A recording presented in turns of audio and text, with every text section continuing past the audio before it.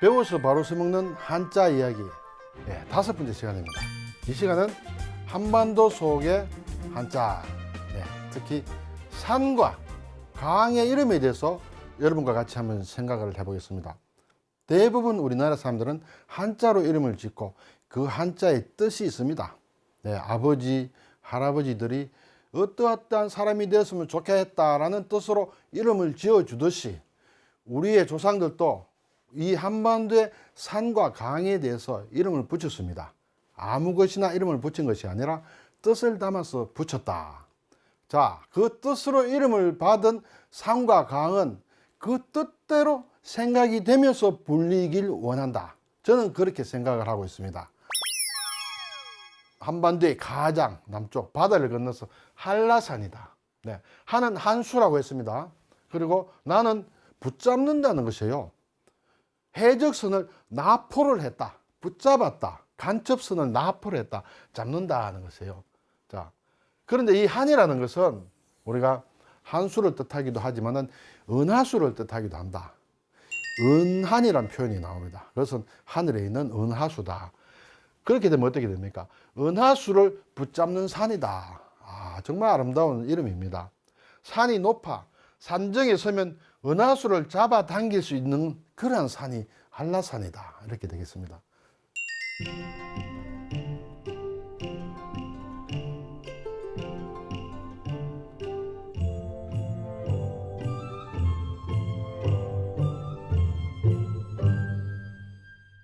팔공산, 대구에 있습니다.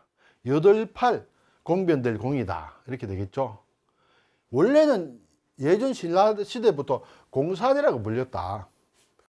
견훤과 왕건이 이 부근에서 싸우게 되죠. 왕건이 거의 죽을 지경까지 이르도록 참패를 당합니다. 그때 신순겸 장군이 왕건의 옷을 입고 왕건인 척하고 싸워서 죽게 됩니다. 그 산에서 많은 병력을 일궜는데 8명의 공신이 여기에서 돌아가셨다. 그래서 고려에서는 이 산을 팔공이라고 하여라. 그래서 팔공산이 되었다. 이렇게 되겠죠.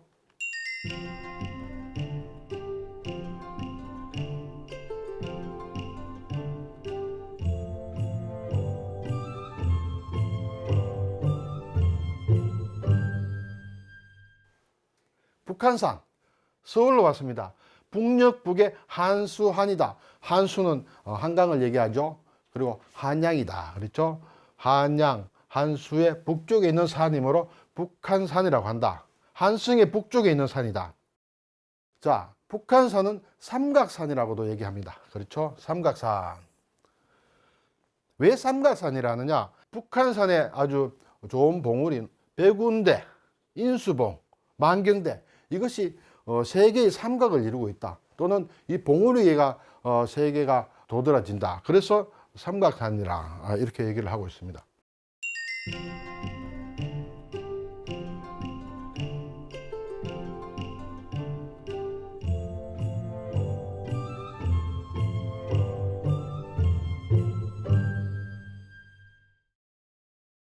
남쪽에 또 명산이 설악산입니다. 이것도 뭔가 보면 특별히 유래가 만들지 않아도 눈이 많이 쌓여 있는 산이구나. 그렇게 되겠죠. 이 악은 큰 산악이다. 큰 산을 얘기한다. 그렇죠? 그래서 눈이 많이 덮여 있다. 화강한 봉우리가 눈이 쌓인 듯하게 희게 보이기 때문에 설악이다. 설악산에 보면 사시사철 이렇게 흰 화강암이 보인다. 그렇죠? 아주 모양에 걸맞는 이름으로 볼 수가 있습니다.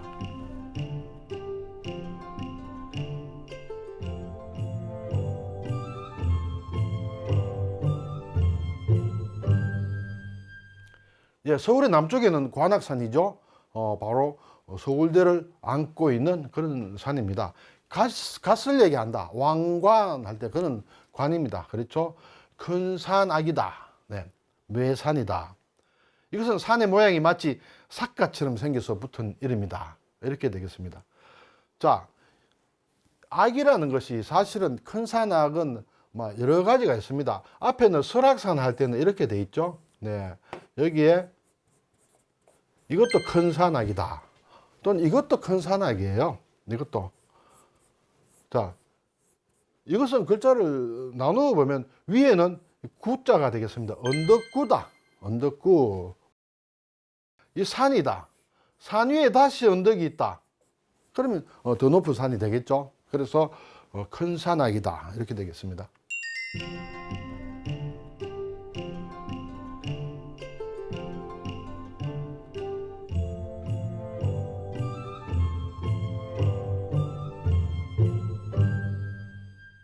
자, 백두산에 대해서는 이 이름을 누구나 백두산을 보면 아, 머리가 흰 산이구나. 높은 산이다. 이렇게 해서 만들었으리라 생각을 합니다. 머리에 흰 눈을 이고 있다. 그렇게 해서 흰머리다라는 그런 뜻이 되겠습니다. 백두산에 대해서 하나 생각하고 싶은 것은 가장 높은 봉우리가 병사봉이다. 아, 병사 쫄병이야. 병사는 그렇죠. 네, 병사는 이러한 병사는 쫄병입니다. 쫄병을 얘기합니다. 그렇지만 백두산의 병사는 병사가 하여금 사자예요. 이것은 사령관을 얘기한다. 그렇죠? 병마절도사를 줄인 것이 병사입니다. 그래서 백두산의 최고봉은 우리가 병사봉이라 할 때 쫄병이 아니라 최고대장을 얘기한다. 이렇게 생각하시면 딱 들어맞겠습니다.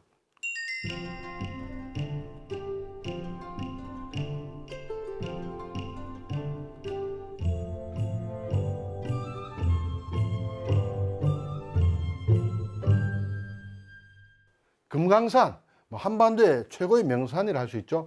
금강산은 쇠금의 굳셀강이다. 네. 이것은 어디서 온 이름이냐?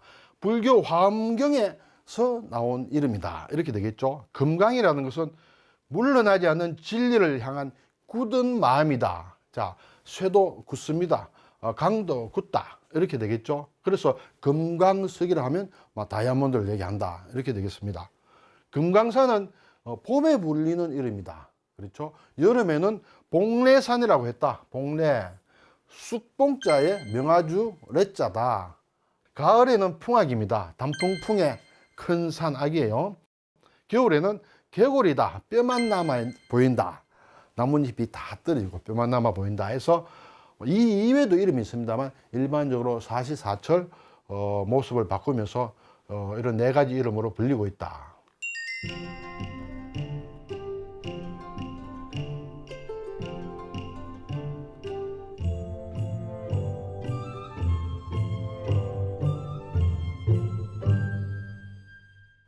자, 이제 우리의 강 이름 몇 개를 생각해 보겠습니다. 한강, 네. 한반도에만 대표적인 강이다. 한강은 한수한이다. 자, 이것은 큰 물줄기가 맑고 밝게 뻗어내린 긴 강이다. 그래서 열수라고도 한다. 이렇게 되겠죠. 그리고 딴 이름으로 한가람, 한수, 경강. 네, 경강은 서울을 흐르는 곳이므로 서울 경자를 쓰는 강이다. 그리고 아리수라는 그런 이름이다. 북한강, 남한강이 흐릅니다. 그리고 만나서 서해로 빠져듭니다. 그 만나는 곳이 양술이다. 그렇죠? 두 물이다. 두 물이 만나는 곳이다. 그래서 두물머리다 라는 것을 우리가 잘 알고 있습니다.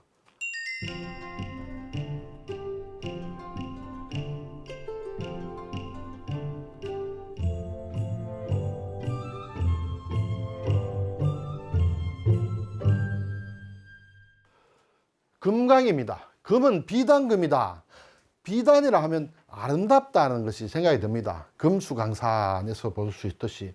자, 그래서 그러한 아름다운 강이라는 것이 기본이 되고, 당서에 웅진강이라고 나온다고 합니다. 당서에.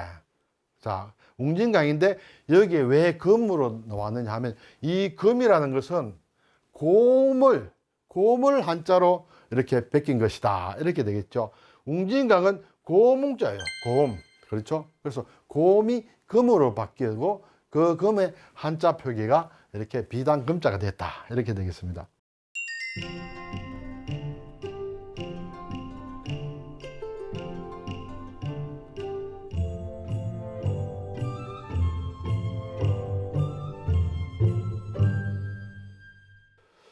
자, 낙동강. 네, 낙동은 낙은 강 이름 낙이다. 예. 중국에는 낙양이라는 곳이 있습니다. 낙양은 낙수의 북쪽에 있는 고을을 얘기한다. 그래서 그 낙을 얘기할 때는 이 낙수와 또는 낙양이라는 것이 먼저 머리에 떠오릅니다. 동쪽은 동력동이다. 그러면 낙의 동쪽을 흐르는 강이 이제 낙동이다 되겠습니다. 예. 동국 여지 성남에는 낙수라는 말로 나와 있다. 예. 그런데 택리지에 가면 이제 비로소 낙동강이라는 명칭이 나온다는 것이죠. 이 낙동강이라는 것은 가락국의 동쪽이다. 가락국. 자, 낙동강이 결국 흘러서 남해로 흘러 들어갑니다. 강의 서쪽 부분에 주로 가락국이 있었다. 그 가락국의 동쪽을 흐르는 강이므로 낙동이라 한다. 이렇게 되겠죠.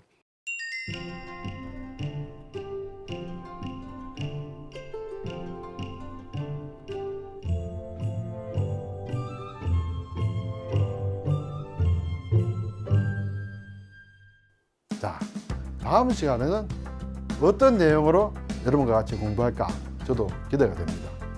감사합니다.